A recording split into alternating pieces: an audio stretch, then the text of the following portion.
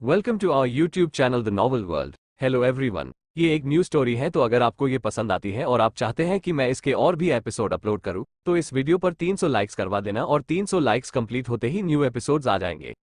Episode 1। एक कमरे में एक लड़की घुटनों पर बैठी हुई थी और उसके दोनों हाथों को पीछे की तरफ रस्सी से बांधा हुआ था। उस लड़की को बांधा गया था उस जगह हल्की सी रोशनी खिड़की से आ रही थी, बाकी पूरे कमरे में अंधेरा था। उस कमरे का दरवाजा खुलता है और कदमों की आवाज आती है। जैसे जैसे आवाज करीब आती है वैसे ही उस इंसान के काले जूते दिखाई देते हैं। मिष्टी भारद्वाज, एक आवाज आई जो शायद किसी आदमी की थी। वो लड़की जिसका नाम मिष्टी भारद्वाज था, वो भारद्वाज खानदान की प्रिंसेस थी। उसके चेहरे पर अभी कोल्डनेस थी, लेकिन वो रियल में एक बहुत ही प्यारी सी इंसान थी। क्या सच में तुम ही ने आहना को किडनैप किया था और उसका रेप करवाने की कोशिश की थी? धीरे धीरे उस हल्की रोशनी में एक लड़के का चेहरा दिखने लगा। वो बहुत ही ज्यादा हैंडसम दिख रहा था, लेकिन उसके चेहरे पर अभी कोई एक्सप्रेशन नहीं थे। उस लड़के को देखकर मिष्टी के चेहरा सॉफ्ट हो जाता है। किसी ने नहीं सोचा था कि आहना के साथ ये सब करने वाली इंसान मिष्टी होगी। तुम्हें जो बहाना बनाना है बना सकती हो। क्या ये सब कुछ करते हुए तुम्हारे अंदर एक लड़की के लिए थोड़ी भी दया नहीं आई? उस लड़के की आंखों में अब बेहिसाब गुस्सा नजर आ रहा था। Really don't make me laugh. तुम्हें वैसे भी ये सारी बात आहना ने बता ही दी होगी, तो मुझे समझ नहीं आ रहा तुम अपना टाइम क्यों वेस्ट कर रहे हो। मिष्टी के चेहरे पर उस लड़के को देखकर जो सॉफ्टनेस आई थी, वो उस लड़के की बात सुनकर चली गई। अब उसके चेहरे पर एक कड़वी मुस्कान थी। विवान कपूर, तुम बहुत अच्छी तरह से जानते हो मैं किस तरह की इंसान हूँ। मैं कभी किसी के आगे दया को भीख मांगने के लिए बहाने नहीं बनाती। मिष्टी की आंखों में कोल्डनेस थी और उसके चेहरे पर एक मजाक उड़ाने वाली मुस्कान थी। मिष्टी ऐसी ही थी, उसके कुछ गहरे राज थे जो सिर्फ वही जानती थी। वो मौत भी सामने आ जाए तो डरती नहीं थी। मिष्टी, विवान ने दांत पिसते हुए कहा और फिर मुड़कर कमरे से बाहर निकलते हुए वहां खड़े अपने असिस्टेंट को इंस्ट्रक्शन देते हुए कहा, बस बहुत हुआ, इसे आज ही पुलिस के हवाले कर दो और उन्हें सारे सबूत हैंड ओवर कर देना। विवान, मिष्टी जोर से चिल्लाए, कील मी नाउ, मुझे जेल में भेजना मौत से बदतर है। मैं जेल जाने से अभी मरना पसंद करूंगी। विवान एक पल के लिए चौंक गया और उसके बढ़ते कदम रुक गए, फिर कुछ सोचते हुए उसकी तरफ मुड़ते गया। मैं खुद भी तुम्हें जान से मारना चाहता था, लेकिन आदि की वजह से तुम्हें जिंदा छोड़ रहा हूं। ये नाम सुनते ही मिष्टी की आंखें नम हो गई और वो धड़ाम से जमीन पर बैठ गई। एक हफ्ते बाद सभी न्यूज की हेडलाइन में एक ही न्यूज थी। भारद्वाज खानदान की प्रिंसेस मिष्टी भारद्वाज ने जेल में सुसाइड कर लिया। ये क्या है? एक लड़की रास्ते पर खड़ी फोन में देखते हुए कहती है। क्या मिष्टी मेन लीड नहीं थी? उस लड़की ने रास्ते पर पैर पटकते हुए कहा। उसी की वजह से तो मैंने सारे एपिसोड अनलॉक किए थे। वो सच में इस तरह मर गई? उस लड़की ने फोन पर अपनी पकड़ कसते हुए फ्यूरियस होते हुए कहा। वो वही रोड पर रखी बेंच पर बैठ गई और अपनी आंखें बंद कर दी। सोनम, तेरे लिए रियलिटी एंड फिक्शन दोनों ही कुछ और नहीं, सिर्फ और सिर्फ डिजास्टर है। तू क्यों कुछ उम्मीद लगाती है? सोनम की आंखों में आंसू आ जाते हैं और वो अपनी बीती जिंदगी के बारे में सोचने लगती है। फ्लैशबैक। सोनम एक ऊपर मिडिल क्लास फैमिली में बड़ी हुई थी। उसकी मोम की बचपन में ही डेथ हो गई थी और उसके डैड हमेशा शराब के नशे में धुत रहते थे। जब तक उसके दादाजी थे तब तक उसकी लाइफ में कोई प्रॉब्लम नहीं थी। वो उसका सारा खर्चा उठाते थे। Dance, singing, martial art, painting, सभी क्लासों में उन्होंने उसका एडमिशन कराया था ताकि वो घर में अकेली ना रहे। लेकिन उसके दादाजी की डेथ के बाद सब खत्म हो गया। उसके डैड ने जुए और शराब में सारी प्रॉपर्टी उड़ा दी और एक दिन ज्यादा शराब पीने की वजह से उनकी डेथ हो गई। अब वो अनाथ हो चुकी थी, उसके आगे पीछे कोई नहीं था। लेकिन तभी कुछ लोग आते हैं और बताते हैं कि उसके डैड ने जुए के लिए बहुत बड़ा कर्जा ले रखा है। ये जानकर वो पूरी तरह टूट जाती है, क्योंकि वो कर्जा चुकाने के लिए उसे अपना घर बेचना पड़ता है। कर्जा चुकाने के बाद बचे हुए पैसों से सोनम अपनी स्टडी चालू रखती है। वो अभी एमबीए कर रही होती है। उसके दादा ने उसके लिए छोड़ी सेविंग से वो एक किराए का मकान ले लेती है। अपना खर्चा चलाने के लिए उसने पार्ट टाइम जॉब करना स्टार्ट कर दिया था। अभी कुछ महीनों पहले ही उसका एमबीए कंप्लीट हुआ था और उसने एक मल्टीनेशनल कंपनी में सीईओ की असिस्टेंट की जॉब करना स्टार्ट किया था। लेकिन उसकी बुरी किस्मत की उसकी वो बॉस, जिसे ना ज्यादा नॉलेज थी ना ही वो अच्छी दिखती थी। इसीलिए उसे ऐसे लोगों से जलन होती जो अच्छे दिखते हो और इंटेलिजेंट हो, जिस वजह से सोनम उसका सबसे इजी टारगेट थी। वो लेडी एक अमीर परिवार की बिगड़ी हुई एक लौती औलाद थी, जिस वजह से वो बहुत गंभीर थी। वो पूरा दिन सोनम को ऑफिस में परेशान करती थी। डेली उसे ओवर टाइम करवाती थी, जिस वजह से वो डेली लेट हो जाती थी। फिर उसे रेलवे स्टेशन तक चलकर जाना पड़ता, क्योंकि आखिरी सिटी बस 9 बजे चली जाती थी। Flashback and. नॉवेल पढ़ना उसके शौक के साथ साथ उसकी डेली लाइफ की फ्रस्ट्रेशन दूर करने का एक तरीका था। सोनम घड़ी में देखती है तो 9:30 बज चुके थे। वो जैसे तैसे खुद को खड़े करते हुए रेलवे स्टेशन तक जाने के लिए तैयार होती है। जी, सोनम रास्ते पर चल ही रही होती है कि उसके फोन में एक नोटिफिकेशन आता है। वो जब फोन निकलकर देखती है तो खुश हो जाती है, क्योंकि ये सीजन 2 की स्टोरी का एक अंश राइटर ने अपलोड किया था, जिसे देखकर सोनम बहुत खुश हो जाती है। सोनम उन कैरेक्टर के रूप में जो अपना रास्ता और फ्यूचर खुद बनाते हैं, अपने आप को इमेजिन करके अपनी लाइफ प्रॉब्लम से कुछ टाइम के लिए दूर भागने में कामयाब होती थी। वो अभी उस पार्ट के ऊपर दिए कमेंट को देखकर आश्चर्यचकित हो गई थी। सिर्फ कुछ मिनटों में हजारों कमेंट आ गए थे। मैं बहुत क्यूरियस हूं कि ऐसा क्या होने वाला है सीजन 2 में कि लोग बूम आह आह मेरा सिर बहुत दर्द कर रहा है। मेरी पूरी बॉडी में इतना दर्द क्यों हो रहा है। मैं कब सो गई थी? कल जब मैं अपने घर वापस जाने के लिए स्टेशन की तरफ जा रही थी तो रास्ते में मेरा ट्रक से एक्सीडेंट हो गया। वेट, मैं अभी कहां पर हूं? एक आलिशान कमरे में बड़े से बेड पर एक लड़की जिसने व्हाइट कलर का नाइट ड्रेस पहने हुए बैठी यहां से वहां देख रही थी।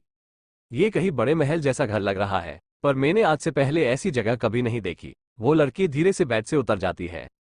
ये कौन है? क्या मैं कोई सपना देख रही हूँ? जब वो लड़की सामने आईने में देखती है तो पूरी तरह शॉक हो जाती है। वो थोड़ी देर तक अपनी जगह पर ही शॉक खड़ी रहती है। माँ, मेरा चेहरा, मेरी आंखें नीली है। ये क्या हो रहा है?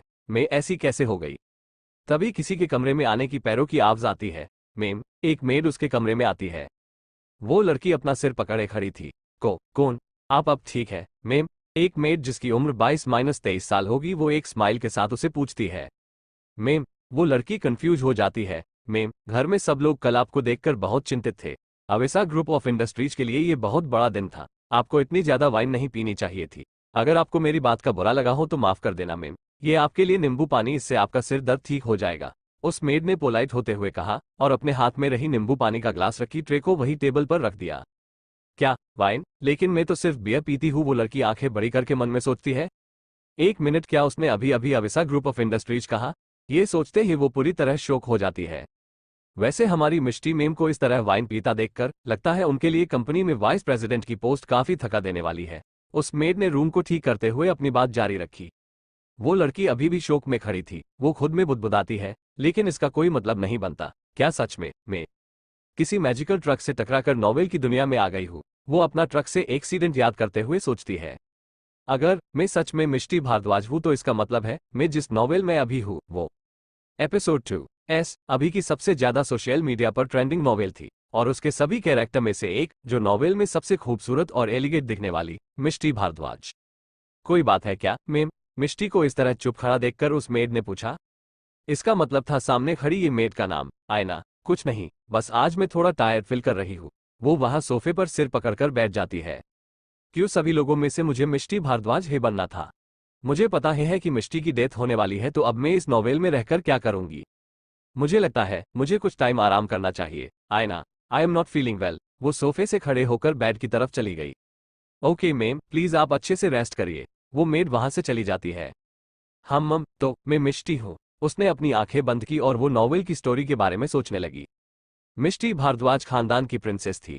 भारद्वाज खानदान इंडिया की टॉप 2 बिगेस्ट फैमिलीज में से एक थी। भारद्वाज खानदान के हेड यानी मिष्टी के पापा मिस्टर सात्विक भारद्वाज इंडिया के जाने माने बिजनेसमैन थे। वो अविसा ग्रुप ऑफ इंडस्ट्रीज के चेयरमैन थे। मिष्टी घर में सबकी लाडली थी। मिष्टी के पापा और उसके दोनों भाइयों से बहुत पैम्पर करते थे, इसीलिए वो थोड़ी जिद्दी और नकचरी थी, लेकिन फिर भी उसकी खूबसूरती और इंटेलिजेंसी की वजह से वो इंडिया की टॉप बैचलर गर्ल्स में शुमार होती थी, जिसका उसे थोड़ा घमंड भी था। लेकिन इंसान के पास इतना सब कुछ हो तो थोड़ा घमंड होना तो बनता है। सच में तो लव इज इल्यूजन में अभी तक कोई फीमेल लीड डिसाइड नहीं थी। इसी वजह से फीमेल लीड के लिए जो लोग आहना को सपोर्ट करते थे और जो लोग मिष्टी को सपोर्ट करते थे उनमें अक्सर बहेज छीट जाती थी।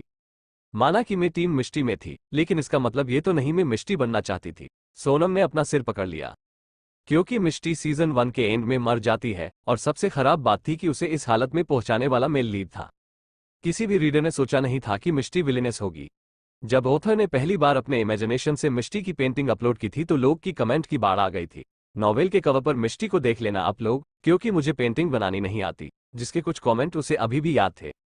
प्लीज कोई परफेक्शन की डेफिनेशन को मिष्टी में बदल दो। मुझे लगता है मुझे अपने दिल को चेक करवाना पड़ेगा। मिष्टी की मिसमैराजिंग ब्यूटी देखना बिल्कुल भी हेल्थी नहीं है। ओह, क्या तुम जानते हो, किसी इतनी खूबसूरत लड़की को देखकर आप अपने होश खो सकते हो? हाँ, जब तक सीजन 1 का लास्ट चैप्टर अपलोड हुआ तब तक यही सच था। विवान कपूर की फेक गर्लफ्रेंड आहना गुप्ता को किसी ने किडनैप कर लिया था और उसका रेप करने की कोशिश की गई थी, लेकिन उत्कर्ष कपूर ने उसको बचा लिया था। विवान ने इस हादसे की सच्चाई जानने के लिए उन लोगों को टॉर्चर करना शुरू कर दिया जो इस हादसे से जुड़े थे। उसके रिजल्ट में एक बड़ा रिवलेशन हुआ कि मिष्टी इस हादसे की मास्टरमाइंड थी। मिष्टी और विवान के परिवार के बीच सालों से दोस्ती थी। बचपन में मिष्टी और विवान साथ ही बड़े हुए थे। यहाँ तक कि कुछ एपिसोड पहले विवान मिष्टी से सगाई करने के बारे में सोच रहा था।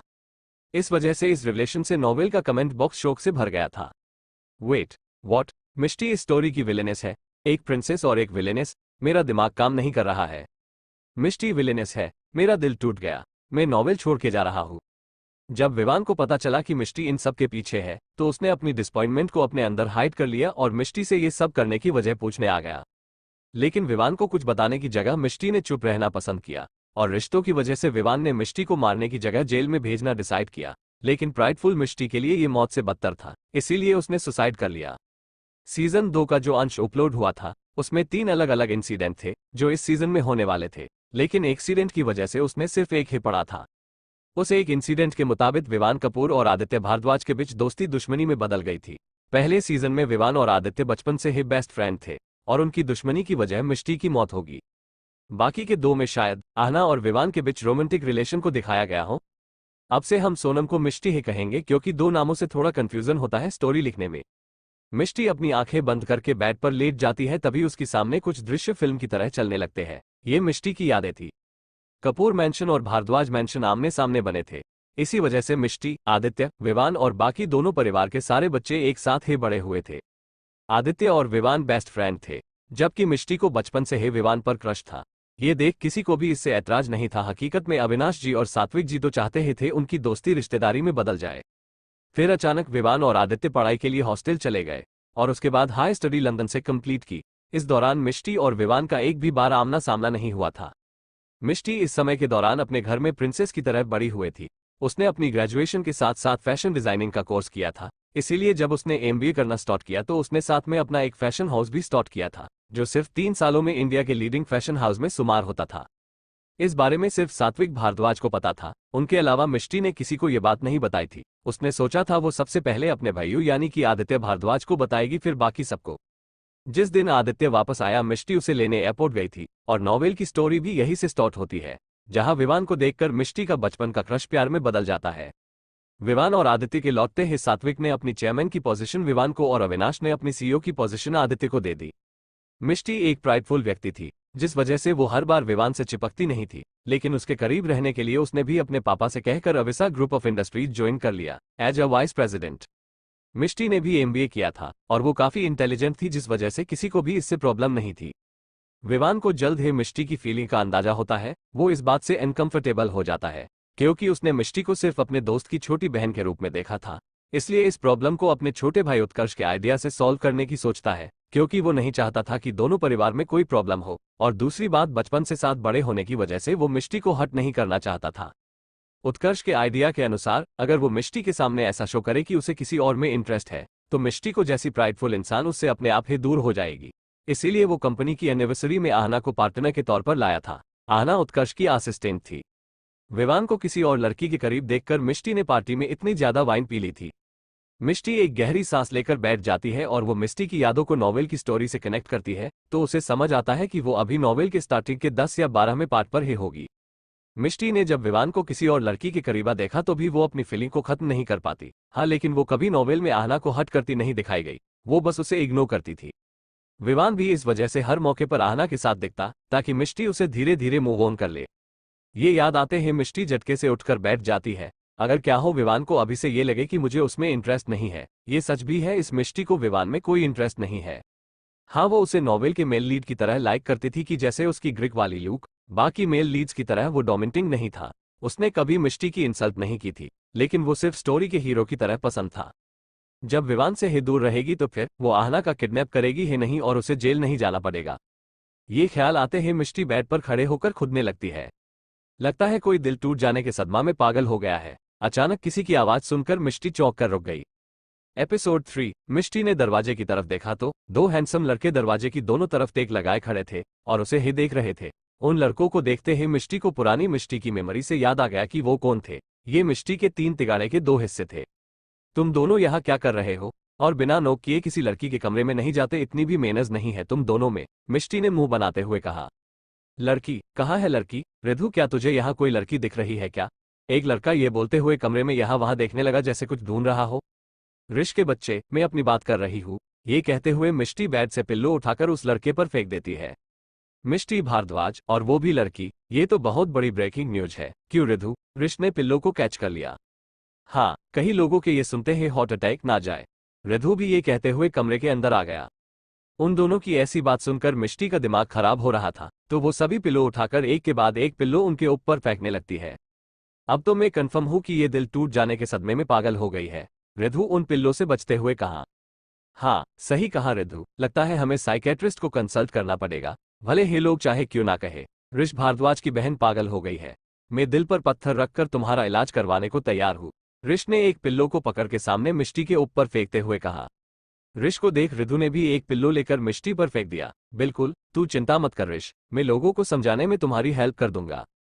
मिष्टी उस पिल्लो से खुद को बचाते हुए साइड हो जाती है और कुछ सोचते हुए उसके फेस पर डेविल स्माइल आ जाती है, बिल्कुल वैसे जैसे थोड़े दिन पहले की थी। वो क्या हुआ था तब? वो अपने चेहरे पर बड़ी मासूमियत लाकर सोचने की एक्टिंग करती है। ये देख और सुनकर ऋष की हंसी छूट जाती है। ये देखकर मिष्टी भी हंसने लगती है। रिधु गुस्से में उसे घूरने लगता है और वो मिष्टी की तरफ आगे बढ़ने लगता है। मिष्टी की बच्ची, तू रुक, तुझे बताता हूँ। रिधु को आगे बढ़ता हुआ देखकर मिष्टी की हंसी रुक जाती है और वो जल्दी से बेड से उतरकर दूसरी तरफ हो जाती है। फिर रिधु मिष्टी को पकड़ने उसके पीछे जाता है और वो दोनों पूरे कमरे में यहाँ से वहां भागने लगते हैं, जबकि हमारे ऋष बाबू सोफे पर बैठकर लाइव टॉम एंड जेरी देखने लगते हैं। दोनों ने पूरे कमरे का सत्यानाश कर दिया था और फिर मिष्टी बेड के पास खड़े होकर, टाइम प्लीज, अब मैं थक गई हूँ, थोड़ी देर बाद कंटिन्यू करेंगे, इतना कहकर बेड पर लेट जाती है और गहरी गहरी सांसें लेने लगती है। वो आधी बेड पर लेती थी और पैर नीचे लटक रहे थे। उसे देख रिधु भी उसके बाजू में उसी तरह लेट जाता है। ऋष जो मजे से अपना शो देख रहा था, वो शो खत्म होने पर दुखी हो गया, लेकिन वो इतनी आसानी से कैसे शो खत्म होने देता, इसीलिए माचिस की तीली जगाता है। रिधु, तुझे नहीं लगता आजकल कोई ऑफिस जाकर मोटा हो रहा है, तभी तो इतनी जल्दी थक गया। हाँ, ये तो है, अब मिष्टी हमसे साइकिलिंग में कभी नहीं जीत सकती। रिधु हंसते हुए मिष्टी की तरफ देखता है। रिधु के बच्चे, तू, वो अभी इतना ही बोली थी कि उसे नॉवेल का एक सीन याद आता है, जब ऋष ऐसे ही मिष्टी और रिधु को उलझाकर मजे से शो देखता है। मिष्टी तुरंत ऋष की तरफ देखती है, जो मजे से सोफे पर बैठकर चिप्स खा रहा था। दरअसल मिष्टी की टीवी के पास वाले टेबल के एक खाने में हमेशा चिप्स रहते थे। वो लेट नाइट मूवी देखते हुए खाती थी। ये बात ऋष अच्छे से जानता है क्योंकि वो और रिधु ज्यादातर हमेशा उसके मूवी पार्टनर बनते थे। मिष्टी आंखें छोटी कर ऋष को घूरते हुए, रिधु, तुझे नहीं लगता कोई कौवा बन रहा है? ये सुनते ही ऋष और रिधु चौंक जाते हैं। रिधु बेड पर बैठते हुए उसकी तरफ देखता है। कौवा? हाँ, कौवा। दो बिल्ली की लड़ाई में कौवा मजे करे। मिष्टी भी बेड पर बैठते हुए वापस ऋष को घूरने लगती है। वही मिष्टी की बातों का मतलब समझते हुए ऋष सोफे से खड़े होते हुए दरवाजे की तरफ जाने लगता है। नीचे गार्डन में सब ब्रेकफास्ट के लिए वेट कर रहे होंगे, हम तुम्हें ही बुलाने आए थे, अब तुम्हारी वजह से लेट हो जाएंगे। ऋष को इस तरह भागने की फिराक में देखकर मिष्टी जल्दी से बेड से खड़ी होती है। रिधु, पकड़ इसे, ये भाग रहा है। मिष्टी को खड़ी होते देख ऋष जल्दी से भागने लगता है। रिधु को भी अब सारा मांजरा समझ आ गया था, तो वो भी जल्दी से ऋष और मिष्टी के पीछे चले जाते हैं। हमारे रिधु जी को बातें थोड़ी लेट समझ आती है। वो तीनों भागते हुए मेंशन के बाहर वाले गार्डन एरिया में आ जाते हैं। वहां गार्डन में एक बड़ा राउंड डाइनिंग टेबल लगाया हुआ था, जहां कुछ लोग बैठे हुए थे। वो लोग तीनों को इस तरह भागते आते देखना में सिर हिला देते हैं, क्योंकि ये इन तीनों का रोज का था किसी ना किसी बात पर लड़ते रहना। ऋष गार्डन में भागते हुए उस डाइनिंग टेबल के पास जाता है। उसके पीछे रिधु और फिर मिष्टी थी, क्योंकि रिधु मिष्टी से तेज भागता है। ऋष एक चेयर के पीछे चला जाता है, जहां एक मिडिल एज का आदमी बैठा था। अंकल, मुझे इस पागल आदमी से बचा लो, ये मुझ जैसे प्यारे और क्यूट बच्चे की जान लेना चाहता है। रिधान, वहीं रुक जाओ, क्यों परेशान कर रहे हो बेचारे को? उस आदमी ने रिधु को डांटते हुए कहा। नहीं अंकल, ये ऋष का बच्चा मुझे और रिधु को कौवा बनकर लड़वा रहा था। मिष्टी जो पीछे पीछे आई थी, वो एक चेयर को पकड़कर थोड़ी सांस ले लेती है। सब लोग कंफ्यूज हो जाते हैं, सिर्फ एक को छोड़कर, वो तो बस मिष्टी को प्यार से देख रहा था। ये ऋष कल तक गधा था, ये अचानक कौवा कैसे बन गया? वहां बैठे एक लड़के ने फाइनली अपना कंफ्यूजन बताते हुए पूछा। सब लोग उस लड़के को घूरने लगे, लेकिन हमारी मिष्टी की आंखों में चमक आ गई। है ना निशी भाई, आपको भी नहीं पता ना? मैं बताती हूँ, ये ऋष का बच्चा मुझे और रिधु को लड़वा कर खुद मजे ले रहा था, कौवा बनकर। फिर वो सारी बात सबको बताती है। ये तुम दोनों को लाडवा रहा था, ये तो समझ आया, लेकिन ये कौवा कैसे बना? निशित ने सर खुजाते हुए पूछा। ये निशित बाबू रिधु से भी गए गुजरे हैं, पर इन्हें बताना मत। डफर, वो कहावत है, दो बिल्ली की लड़ाई में कौवा मजे ले। निशित बाजू की चेयर पर बैठे लड़के ने उसके सिर पर टपली मारते हुए कहा। भाव, यू आर सो इंटेलिजेंट। ये कहते हुए आदि के पास जाकर उसके गाल पर किस कर देती है। इससे एक पल के लिए आदि की आंखें चमक जाती है। चलो फिर, अब तो सब आ गए हैं, ब्रेकफास्ट करते हैं, मेरे पेट में तो चूहे दौड़ने लगे हैं। रिधु ने ये कहते हुए प्लेट उठा ली। अच्छा, भूख लगी है। वो कमरे में चिप्स कौन खा रहा था, ये कहते हुए रिधान की तरफ जाने लगती है। मिष्टी जल्दी जल्दी उस तरफ जा रही होती है कि किसी से जोर से टकरा जाती है। उसको लगता है वो गिर जाएगी, इसीलिए जोर से आंख बंद कर देती है। थोड़ी देर बाद जब देखती है कि वो नीचे नहीं गिरी, तो धीरे धीरे अपनी आंखें खोलती है और सामने देखती है तो देखती ही रह जाती है। सामने एक एक्स्ट्रा ऑर्डिनरी ऐसा हैंडसम लड़का उसकी तरफ झुककर खड़ा था। उसका ना ज्यादा फेयर और नहीं डार्क, ऐसा परफेक्ट हैंडसम चेहरा, परफेक्ट शार्प नोज, पतले और परफेक्ट शेप होंठ, और उसकी वो हेजल ब्लू आइज बिल्कुल ओशियन की तरह लग रही थी। कुल मिलाकर वो चाहकर भी नजरें न हटे उतना हैंडसम था। उस लड़के ने मिष्टी को गिरने से बचाने के लिए कमर से पकड़ा हुआ था। वो दोनों अभी एक दूसरे की आंखों में खोए हुए थे कि कुछ टूटने की आवाज आती है। टूटने की आवाज सुनाकर मिष्टी तुरंत होश में आ जाती है और तभी उसे याद आता है कि उसे जिंदा रहना है। इसीलिए वो जल्दी से उस लड़के को धक्का देते हुए सही से खड़ी हो जाती है और पलटकर रिश को घूरने लगती है और मन ही मन उसे कोसती है। आज सिर्फ इस कॉय की वजह से पहले ही सिन उसकी मेल लिड से टक्कर हो गई, ऊपर से भगवान जी को इनको इतना हैंडसम क्यों बनाया। जी हाँ, मिष्टी होश में आते ही समझ गई थी कि वो किसी और से नहीं पर स्टोरी के मेल लीड से टकराए है। वैसे तो कायदे से मुझे आपको गिरने से बचाने के लिए थैंक यू कहना चाहिए, लेकिन मैं आपकी वजह से गिरने वाली थी, इसलिए इसे आप एवन समझ लीजिए। खुद को एक गहरी सांस लेकर नॉर्मल करती है और जाकर अपनी खाली चेयर पर बैठ जाती है। सब लोग अभी भी सदमे में थे, क्योंकि आज से पहले मिष्टी ने कभी भी विवान से ऐसे बात नहीं की थी। हाँ, मिष्टी बाय नेचर ऐसी ही थी, लेकिन विवान के सामने वो ऐसे नहीं रहती थी। विवान को भी मिष्टी के बेहद से झटका लगा था, लेकिन वो सबसे पहले खुद को संभाल लेता है और सबको खुद की दिशा में ब्लैंक देखकर लगता है आप लोगों को आज स्पेशल डिनर नहीं करना है। ये सुनते ही सब होश में आ गए और जल्दी से अपना ध्यान खाने की तरफ कर लिया। मिष्टी अभी सोच ही रही थी कि वो क्या ले खाने के लिए, क्योंकि पूरी टेबल अलग अलग खाने की चीजों से भरी थी। उसने इसमें से आधी चीजें कभी खाई भी नहीं थी कि तभी उसकी प्लेट में कोई सर्व करने लगा। वो एक पल प्लेट में देखती है, फिर अपनी बाजू में देखती है तो आदि बड़े ध्यान से टेबल से कुछ चीजें लेकर उसके प्लेट में रख रहा था। ये देख उसकी आंख नम हो जाती है, क्योंकि बचपन से ही किसी ने सोनम की कभी फिक्र नहीं की थी। उसके दादाजी उसका खर्चा उठाते थे, लेकिन वो उसके चाचा के साथ रहते थे, उससे कभी कभी ही मिलने आते थे।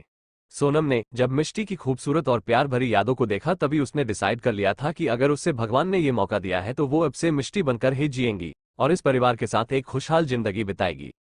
भगवान ने शायद उस पर तरस खाकर उसकी पिछली जिंदगी की सारी कमी इस जिंदगी में पूरी की है। अब वो भी बाकी लोगों की तरह जिंदगी एंजॉय कर पाएगी। ये भी था कि मिष्टी के शरीर में होने की वजह से वो नेचुरली उसकी तरह बिहेव कर पा रही थी। वो उसने तभी महसूस कर लिया था जब वो ऋष और रिधु के साथ थी, तब पता नहीं क्यों पर उसकी बॉडी जैसे उसकी हेल्प कर रही थी कि उसे कैसे बिहेव करना है। क्या मिष्टी सच में एक खुशहाल जिंदगी जी पाएगी? जानने के लिए पढ़ते रहे मेरी स्टोरी। अभी रात को फैमिली इंट्रोडक्शन अपलोड कर दूंगी ताकि सबको ज्यादा कंफ्यूजन ना हो। एपिसोड 4, भारद्वाज परिवार। विश्वंभर भारद्वाज, मिष्टी के दादाजी। विश्वंभर भी की उम्र 76 साल है। ये अब थोड़े बीमार रहते हैं, इसीलिए कमरे से थोड़ा कम बाहर आते हैं। ये अपने परिवार से बहुत प्यार करते हैं, खासकर अपनी पोती से। ये बहुत ही खुशमिजाज इंसान है। शालिनी भारद्वाज, मिष्टी की दादी जी शालिनी जी भी अपने परिवार से बहुत प्यार करती है, लेकिन ये थोड़ी अंधविश्वासी है। ये मिष्टी को नापसंद करती है, इसका कारण आपको स्टोरी में जानने को मिलेगा। विश्वंभर भारद्वाज और शालिनी भारद्वाज के 2 बेटे हैं। बड़ा बेटा सात्विक भारद्वाज और छोटा बेटा शालीन भारद्वाज। सात्विक भारद्वाज, मिष्टी के पापा सात्विक भारद्वाज की उम्र 55 साल है, लेकिन वो बहुत फिट है। वो अपने परिवार से बहुत प्यार करते हैं। ये बिल्कुल अपने पापा पर गए हैं। वो अविसा ग्रुप ऑफ इंडस्ट्रीज के चेयरमैन थे, लेकिन उन्होंने ये पोस्ट अपने बेटे को ना देकर विवान को दी, क्योंकि उनका मानना था वो ज्यादा काबिल है। ये बहुत ही सिद्धांत प्रिय इंसान है, लेकिन बात अगर मिष्टी की हो तो ये सब भूल जाते हैं, क्योंकि उनकी बेटी उनकी जान है। रोशनी भारद्वाज, मिष्टी की मोम, ये भी अपने परिवार से बहुत प्यार करती है। इन्होंने हमेशा अपने पति के हर फैसले में उनका साथ दिया है। सात्विक जी इनको पलकों पर बिठाकर रखते हैं। ये बहुत ही डाउन टू अर्थ है। अपने बच्चों को भी इन्होंने यही सिखाया है। हाँ, मिष्टी सबके लाड प्यार की वजह से थोड़ी बिगड़ी है, लेकिन वो भी इनके सामने सीधे चलती है। ये भी मिष्टी से बहुत प्यार करती है, लेकिन इनका मानना है कि सब सिर्फ प्यार करे और डांटे नहीं तो वो ज्यादा बिगड़ जाएगी। सात्विक भारद्वाज और रोशनी भारद्वाज के 3 बच्चे हैं। आदित्य भारद्वाज, मिष्टी के भाव आदित्य भारद्वाज 27 साल के हैं। ये अवीसा ग्रुप के सीईओ है। ये दिखने में बहुत ही हैंडसम है। लड़कियां इनके लिए भी पागल है, लेकिन ये किसी को भाव नहीं देते। इन्हें बस एक ही लड़की से फर्क पड़ता है, वो है इनकी बच्ची यानी उनकी छोटी बहन मिष्टी भारद्वाज। अपने दोनों भाई बहन को उसने ही बड़ा किया है, इसलिए वो उन्हें बिल्कुल अपने बच्चों की तरह मानते हैं, लेकिन मिष्टी से इनका अलग ही नाता है। ये सब क्यों वो हम स्टोरी में देखेंगे। महर्षि भारद्वाज, मिष्टी का ट्विंस ब्रदर, ये है हमारे ऋष बाबू। उम्र 23 साल। इन्हें अपना ये महर्षि नाम बिल्कुल नहीं पसंद क्योंकि ये ओल्ड फैशन लगता है और इनके प्रोफेशन के साथ बिल्कुल फिट नहीं बैठता। जी हाँ, ऋष भारद्वाज इंडिया का सुपरस्टार है। इनके नाम से ही मूवीज हिट होने की गारंटी होती है। ये मिष्टी के क्राइम पार्टनर है। ये मिष्टी के बारे में सब जानते हैं। जो बातें मिष्टी को लगता है कोई नहीं जानता वो भी ये मिष्टी पर जान छिड़कते हैं, लेकिन उसे तंग भी करते रहते हैं। मिशिका भारद्वाज, हमारी कहानी की विलेनेस। इन्हें प्यार से सब मिष्टी ही बुलाते हैं, तो शायद ही किसी को इनका मिशिका नाम पता हो। ये भारद्वाज खानदान की प्रिंसेस की तरह पली बड़ी है। ये बेहद खूबसूरत है, दूध जैसा गोरा रंग, hazel green ice, perfect red cherry जैसे होंठ। ये थोड़ी घमंडी है लेकिन कभी किसी को नुकसान नहीं पहुंचती। हाँ, इनसे पंगा लेने वालों को औकात दिखाने में इन्हें वक्त नहीं लगता। इनके कुछ राज है जो आपको स्टोरी में पता चलेंगे। पुरानी मिष्टी और नई मिष्टी में सिर्फ एक ही फर्क होगा, वो ये कि नई मिष्टी के लिए विवाह इंपॉर्टेंट नहीं होगा। शालीन भारद्वाज, मिष्टी के चाचा, ये बिल्कुल भी अपने नाम की तरह नहीं है। ये बहुत ही लालची इंसान है, अपने बड़े भाई से जलते रहते हैं। माया भारद्वाज, मिष्टी की चाची, ये भी अपने पति की तरह लालची औरत है। इसे रोशनी जी के परिवार से कोई भी पसंद नहीं है, खासकर मिष्टी, क्योंकि वो उनकी बेटियों से ज्यादा खूबसूरत और टैलेंटेड है। शालीन भारद्वाज और माया भारद्वाज की दो बेटियां हैं। सोनाली भारद्वाज, मिष्टी की कजिन, ये अपने माँ बाप पर गई है। ये मिष्टी से कुछ महीने ही छोटी है। इन्हें सिर्फ पैसों से मतलब है, इसीलिए ये विवान को अपना बनाना चाहती है, लेकिन विवान इनकी तरफ आंख उठाकर भी नहीं देखता। इन्हें मिष्टी से सख्त नफरत है क्योंकि सब उसे पेम्पर करते हैं। रावी भारद्वाज, मिष्टी की कजिन, ये बहुत साफ दिल की है। इन्हें अपने माँ बाप से ज्यादा लगाव नहीं है क्योंकि इनकी ज्यादातर परवरिश रोशनी जी ने की है। ये भी बेहद खूबसूरत है। इनकी उम्र 21 साल है और अभी फैशन डिजाइनिंग की पढ़ाई कर रही है। इनकी रोल मॉडल उसकी मिष्टी दी है। बाकी भारद्वाज परिवार से जुड़े लोगों के बारे में स्टोरी आगे बढ़ेगी, वैसे जानेंगे। कपूर परिवार, नरेंद्र कपूर, विवान के दादाजी नरेंद्र जी और विश्वंभर जी बहुत अच्छे दोस्त हैं। अब इनकी भी उम्र हो गई है। ये अभी हॉस्पिटल से घर आए हैं तो वो ज्यादा देखने नहीं मिलेंगे। ये अपने परिवार से बहुत प्यार करते हैं, लेकिन इनके लिए किसी भी इंसान का खानदान बहुत मायने रखता है। सुलोचना कपूर, विवान की दादी माँ सुलोचना जी भी अपने पति की तरह ही सोच रखने वाली औरत है, इसीलिए इन्हें विवान के लिए मिष्टी बहुत पसंद है। वो बिल्कुल उनकी तरह हाई स्टेटस से है। नरेंद्र कपूर के दो बच्चे हैं, एक बेटा और बेटी। अविनाश कपूर, विवान के डैड, ये और सात्विक जी बचपन के जिगरी दोस्त हैं। ये अपनी फैमिली से बहुत प्यार करते हैं, लेकिन पता नहीं क्यों इनकी और विवान की नहीं बनती है।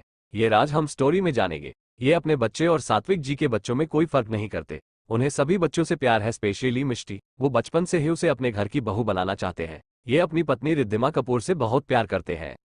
आरती कपूर, विवान की स्टे मोम, जी हाँ, ये अविनाश जी की दूसरी पत्नी है, लेकिन इनके और अविनाश जी के बीच कोई रिश्ता नहीं है, लेकिन ये उनके बच्चों से बहुत प्यार करती है, इसीलिए सभी बच्चे इन्हें माँ ही मानते हैं। अविनाश कपूर और रिद्धिमा कपूर के 3 बेटे हैं, जबकि आरती कपूर की पहली शादी से उनका एक बेटा है। आदर्श कपूर, विवान का बड़ा भाई, ये कपूर इंडस्ट्रीज के सीईओ है। इनकी उम्र 29 साल है।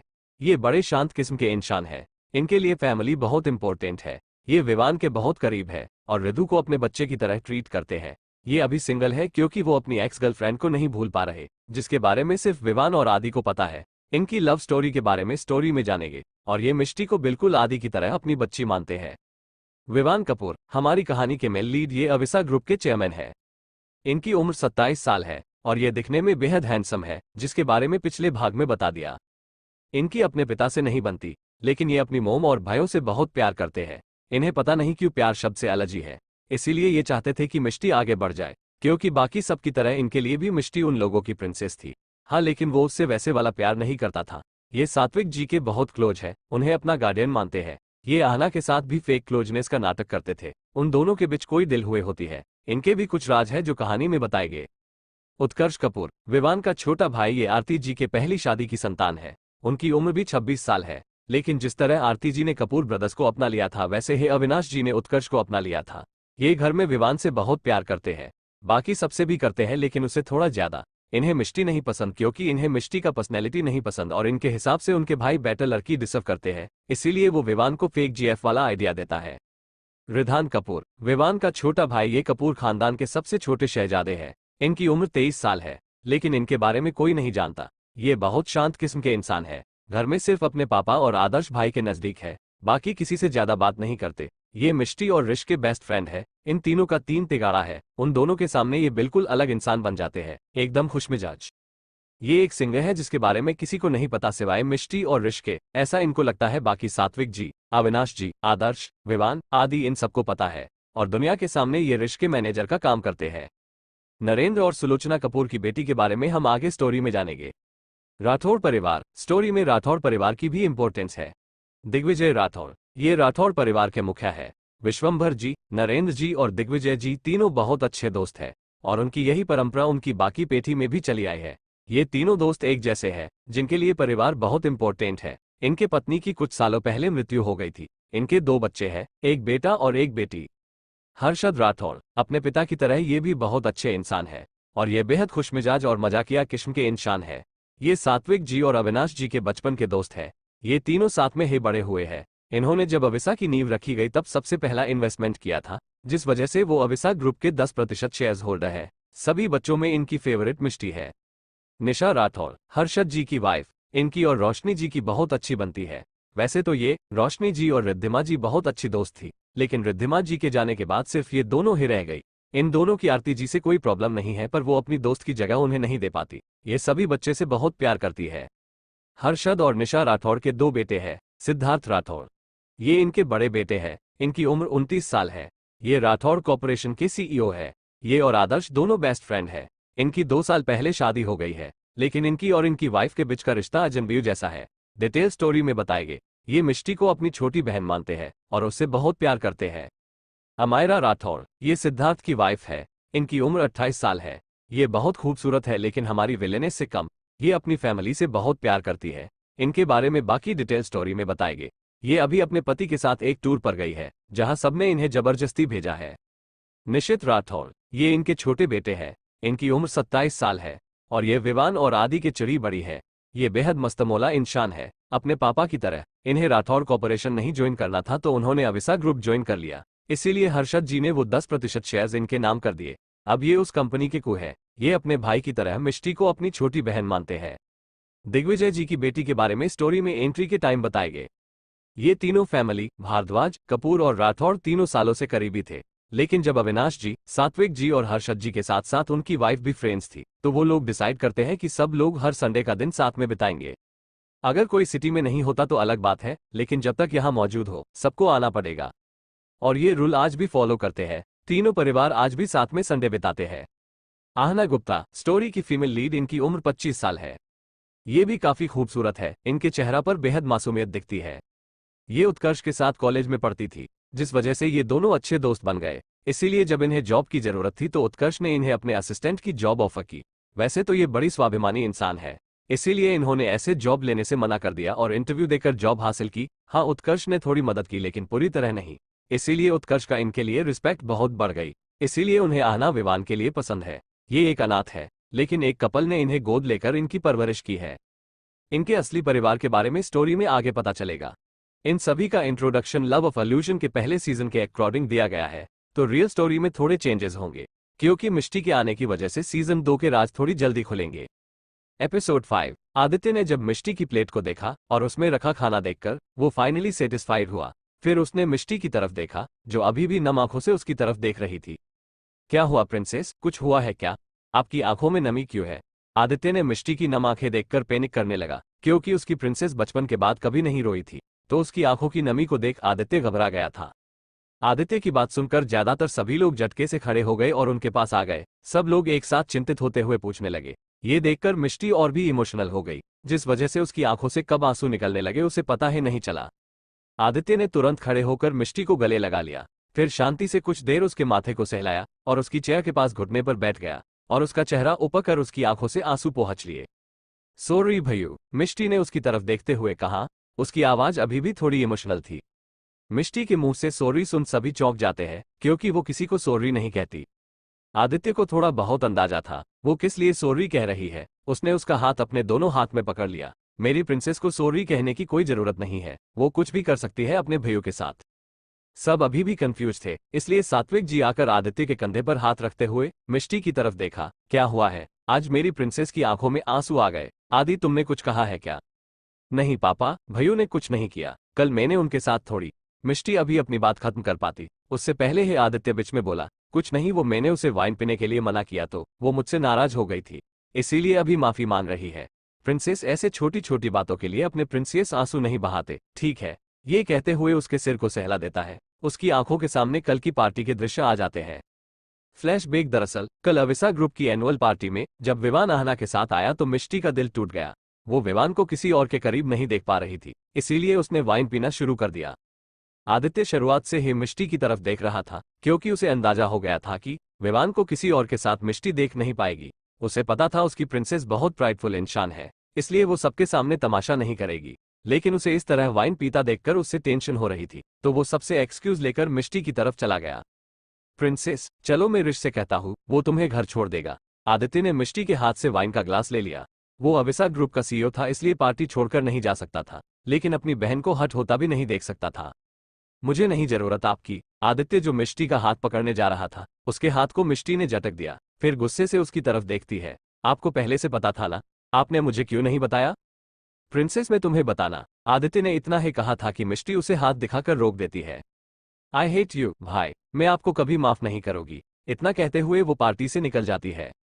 फ्लैशबैक एंड आदित्य ने भले ही कह दिया हो, ये छोटी बात है, लेकिन अभी सिर्फ आदित्य ही जानता था कि वो कितना रिलीव फील कर रहा था। वो सुबह से ही डरा हुआ था कि अगर मिष्टी उससे सच में नाराज हो गई तो वो अपनी प्रिंसेस को कैसे मनाएगा। वो उससे बात किए बिना नहीं रह सकता, इसलिए अभी थोड़ी देर पहले जब मिष्टी ने उसके गाल पर क्विक किस की तो वो चौंक गया था। उसने तो ये भी सोच लिया था वो रात को विवान से इस बारे में बात करेगा। चाहे कुछ भी हो, वो अपनी प्रिंसेस को फिर से हट नहीं होने देगा। अपने भैया की बात सुन मिष्टी उनकी तरफ देख हाँ में सिर हिला देती है, लेकिन वो जानती थी को ये आदित्य के लिए कितना मायने रखता था। नोवेल में दिखाया था, पार्टी के बाद आदित्य बहुत हट होता है क्योंकि उसकी प्रिंसेस की आंखों में पहली बार उसके लिए डिसअपॉइंटमेंट होती है। वो घर आकर काफी देर तक मिष्टी के कमरे के बाहर खड़ा रहा था, लेकिन अंदर जाने की हिम्मत नहीं हुई थी। फिर दूसरे दिन यानी आज के दिन मिष्टी उसे पूरी तरह इग्नोर करती है, जिससे उसका दिल टूटने लगता है। इसी वजह से रात को जब सभी लड़के बैठे होते हैं तो वो विवान से साफ साफ शब्दों में कह देता है कि अगर अब मिष्टी उसकी वजह से हट हुए तो वो उससे बात नहीं करेगा। इस घटना की वजह से आदि और विवान के बीच में थोड़ा मनमुटाव आने की शुरुआत हो जाती है, जो धीमे धीमे बढ़ता जाता है और मिष्टी की डेथ फिर सब खत्म कर देती है। मिष्टी का दूध जैसा सफेद चेहरा रोने की वजह से लाला हो गया था, इस वजह से सबको वो और भी ज्यादा क्यूट लग रही थी, इसीलिए लगभग सबने बारी बारी उसके गाल खींच दिए, जिससे उसके गाल और भी लाल हो गए। इसी वजह से वो सबसे गुस्सा होकर अपना मुंह फुला लिया, जिससे वो और भी प्यारी लग रही थी, बिल्कुल बिल्ली के बच्चे की तरह। सबका वापस गाल खींचने का मन हुआ, लेकिन बाजू में बैठे आदित्य की गुस्से भरी आंखें देख सब अपनी अपनी जगह जाकर बैठ गए। आदित्य को बिल्कुल पसंद नहीं था जब कोई उसकी प्रिंसेस के गालों को खींचे। वो अपनी बहन के लिए बहुत पॉजेसिव था, वो इस वजह से कभी कभी सात्विक जी से भी लड़ जाता था। लेकिन अभी आदित्य के अलावा और कोई भी था जो गुस्से में सबको घूर रहा था। जी हाँ, हमारे मेल लीड यानी विवान बाबू। ये गुस्सा किस लिए है, ये उन्हें खुद ही समझ में नहीं आ रहा था। आज जब वो सुबह ब्रेकफास्ट के लिए आया तो उसे एक इम्पोर्टेंट कॉल आ गया था। वो गार्डन में सबसे थोड़ी दूर साइड में खड़े होकर कॉल पर बात कर रहा होता है। वो कॉल कट करके मुड़ा तो दूसरी साइड से ऋष उसके पीछे रिधु दौड़ते आ रहे थे। ये देख उसने ना में सिर हिला दिया, क्योंकि उनका कुछ नहीं हो सकता। वो अभी अपनी नजरें हटाया है था कि उसकी आंखों में कुछ फ्लैश हुआ और उसने फिर नजरें उसी तरफ कर दी। वहां से अब मिष्टी दौड़ते आ रही थी। उसे देख ऐसा लगा जैसे वो थोड़ी देर सांस लेना भूल गया। मिष्टी जब से वो वापस आया था उसके आसपास बहुत कॉन्शियस रहती थी, जैसे उसके आसपास होने पर अपने कपड़े पर ध्यान देती। मिष्टी बचपन से ही ऋष और रिधु की तरह बॉयज जैसे कपड़े पहनती थी और ऑफिस में सूट पहनकर जाती थी। फिर उसके आसपास वो ज्यादातर शांत ही रहती थी। इस वक्त मिष्टी ने वो ही नाइट ड्रेस ही पहना हुआ था, व्हाइट कलर का पांडा की प्रिंट वाला टॉप और नीचे शॉर्ट्स। वो उसमें हद से ज्यादा क्यूट दिख रही थी। फिर उसका निश्चित के बैठकर क्यूटली समझना हो, उसने सब कुछ बिना पल के झपकाए ऑब्जर्व किया। मिष्टी ने जब आदित्य के गाल पर क्विक किस किया तो उसे बिल्कुल अच्छा नहीं लगा, इसीलिए उसने वहां से नजर हटा ली, क्योंकि वो इस फीलिंग से फ्रस्ट्रेटेड फील कर रहा था और फोन में देखते हुए डाइनिंग टेबल के पास जाने लगा। तभी दोनों की टक्कर हो गई। जब उसने मिष्टी को भिंच के आंखों बंद करे अपनी बाहों में देखा तो उसकी दिल ने अन्यास हो एक बिट मिस कर दी। जब मिष्टी ने आंखें खोली और दोनों एक दूसरे की आंखों में खो गए तो उसका मन कर रहा था जैसे वक्त यही थम जाए। वो अपने ही ख्याल से चौंक गया।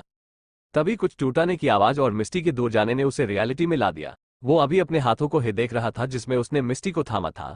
उसे बिल्कुल अच्छा नहीं लगा मिष्टी का इस तरह दूर जाना। उसका मन किया वो प्लेट तोड़ने वाले का सिर तोड़ दे, लेकिन ऐसा नहीं कर सकता ना, उन्हें पता ही नहीं था प्लेट किसने तोड़ी थी। आज तो बच गए हमारे ऋष बाबू।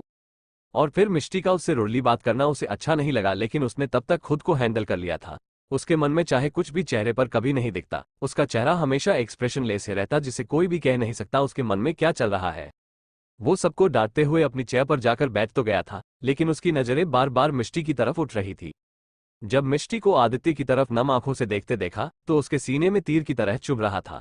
वो भी अपनी जगह से खड़े होकर उसके पास जाना चाहता था, लेकिन किसी तरह खुद को रोक लिया।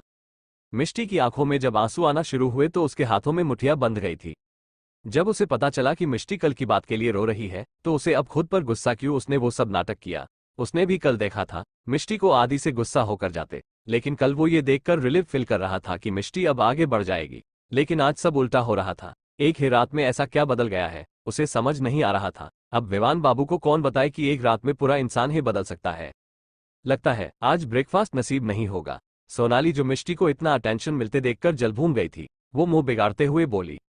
उसकी बात सुनकर सब लोग उसकी तरफ घूरने लगते हैं, जिसे देख सोनाली से कांप जाती है। ये देख माया जी झूठी मुस्कान लिए बोली, अरे वो क्या है, सोना बेबी से भूख बर्दाश्त नहीं होती तो वो कुछ भी बोल देती है। मिष्टी बेटा अब अगर आपका हो गया हो तो हम सब खाना शुरू करें। किसी को भी उनकी बातें पसंद नहीं आती, लेकिन सब अभी तमाशा नहीं करना चाहते थे, इसलिए चुप रहते हैं। बिल्कुल चाची, मैंने कहा सोना का हाथ पकड़ा हुआ है जो आप मुझसे पूछ रही हैं, या फिर आप चाहती है कि मैं सोना बेबी को अपने हाथों से खाना खिलाऊं। मिष्टी चेहरे पर बड़ी मासूमियत लाकर कहती है, वो बेबी वर्ड पर जोर देती है। वही उसकी बात सुनकर ऋष और संयम जोर जोर से हंसने लगते हैं। वही बाकी सब भी मुंह दबाकर हंसने लगते हैं, जबकि सबको खुद पर हंसता देख चाची जी और सोनाली का मुंह काला पड़ जाता है। बाद में सब लोग खाना शुरू कर देते हैं। सोनाली अभी भी अपने हाथों में कसकर चम्मच पकड़े बैठी थी। ये देखकर चाची जी सोनाली के हाथ पर हाथ रखते हैं और उसकी तरफ देखकर एक ईविल स्माइल करते हैं, जैसे उनके दिमाग में कुछ चल रहा हो। गाइस, नेक्स्ट एपिसोड के लिए लाइक का टारगेट 300 है। जैसे ही 300 लाइक्स हो जाएंगे तुरंत अगला एपिसोड आ जाएगा। तो अगर आपको जल्दी से नेक्स्ट एपिसोड चाहिए तो वीडियो को अभी लाइक करो। Thanks for watching.